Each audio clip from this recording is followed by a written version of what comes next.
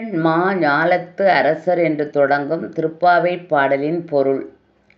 கண்ணா, எங்களை விட உயர்ந்த வீரர்கள் இருக்கிறார்களா என தங்களைப் பற்றி பெருமையடித்துக் கொண்டவர்களும் இந்த பரந்த பூமியை ஆட்சி செய்தவர்களுமான அரசர்கள் மிகுந்த பணிவுடன் உன் பள்ளி கொண்டுள்ள கட்டிலைச் சுற்றிலும் சத்சங்கத்துக்கு வந்த பக்தர்கள் போல் காத்து நிற்கிறார்கள்.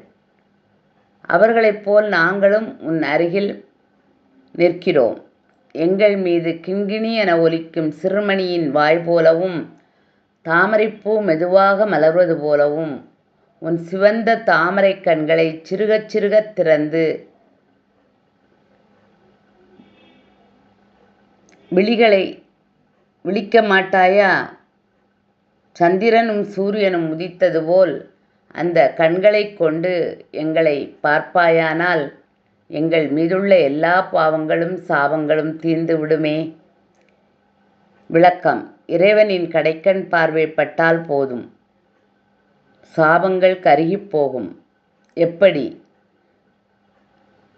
அவனது பார்வையை நம்மீது திருப்புவது எப்படி? மிக எளிதாக ஆண்டாள் பாடிய திருப்பாவையின் பாடல்களையும் மார்கழியில் மட்டுமல்ல எந்நேரமும் பக்தியுடன் பாடி வந்தால் போதுமே.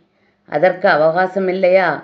அவள் சொல்லியிருக்கிறாளே, இந்த பாவையில் கோவிந்தா, விக்ரமா போன்ற எளிய பதங்களை. அவற்றை சொன்னாலே போதுமே, அவனது பார்வை பட்டுவிடும். நன்றி.